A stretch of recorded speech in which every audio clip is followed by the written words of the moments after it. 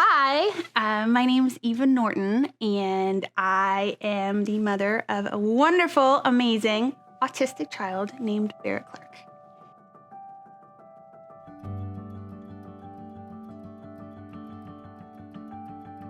It's interesting because I get so many people who come up to me and they're like, well, your son doesn't look autistic.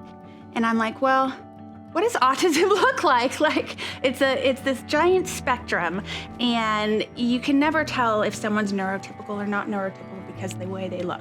Because people with autism look variety of people. You know, my son, he is amazing, and he's smart, and he's funny, and he's so sweet and sensitive once you get to know him, and once he feels comfortable with a person.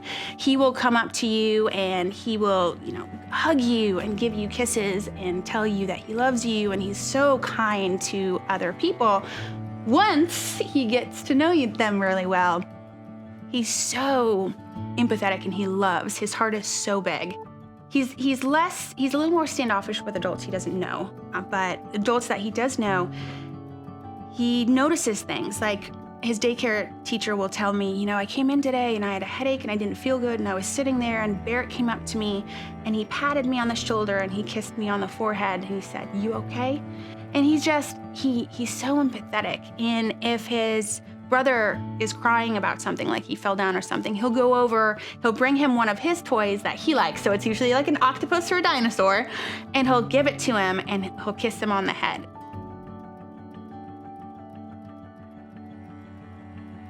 Well, I remember when I first noticed that something was different with my son, and he was only like 1.5, but I noticed that he was just different.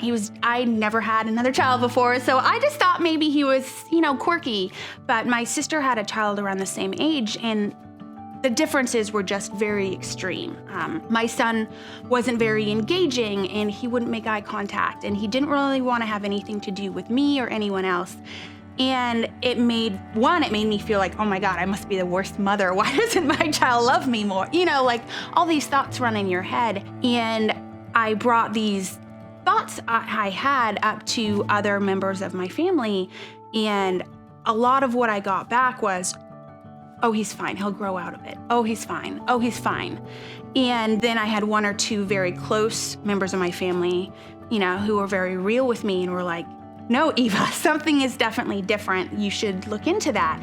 And at that point, I didn't know about you guys. I didn't know about all the help that was in Johnson County, was in Warrensburg. And I just felt, devastated. Like, oh my God, devastated. Because I was like, what is wrong with my child?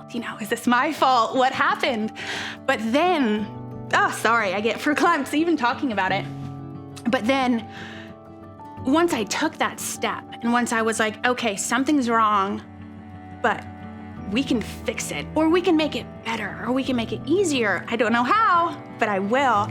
And then I met you guys, and Colleen who works with you, has been a friend of mine for just over 15 years.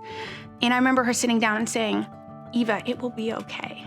It will be okay." And I was like, it will be okay. And then I connected with Johnson County Board of Services, and you guys showed me that there are so many children with special needs and disabilities that are living happy, fulfilled lives, and it wasn't a death sentence, so to speak, because that's what it felt like when you first get a diagnosis of like severe autism, nonverbal.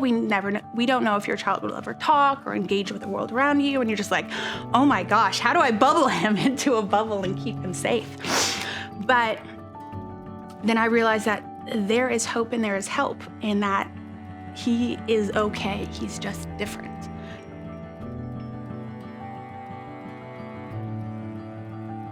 Dude, it will be okay. It will be okay, and it's not your fault. Because that's the other thing. I felt responsible. I drank soda when I was pregnant. I had caffeine every once in a while. Oh, my doctor had me take Tylenol, when I had a headache a couple times. And it was all those things that you think about.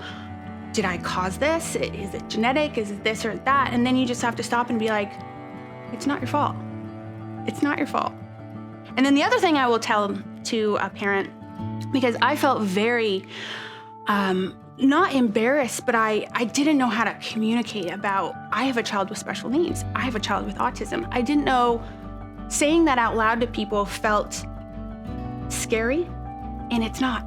And once you reach out to all the help, especially in the Warrensburg community, I mean, you guys are amazing, and social workers are amazing, and the doctors at Children's Mercy, the behavioral department is where Bear goes, and everyone wants to help you, like head over heels help you. And it's okay to accept that help because you need help. And man, sometimes, especially with a child newly diagnosed with special needs, there's so much that you maybe need to learn and things that you need to do. And there are people that can help you, and you're not alone, and it will be okay.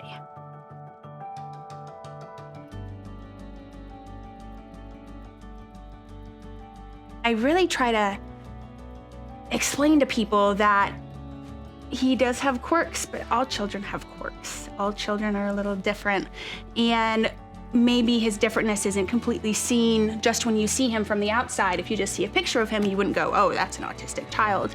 But what I would love for people to know is that don't necessarily judge a book by its cover in either direction, and get to know a person or a child who's maybe different from your child, and you experience so much.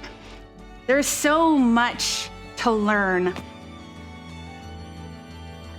But I mean, leaps and bounds, I'm so much of a better person because I now understand what it's like to have a child that's different and has needs that are different.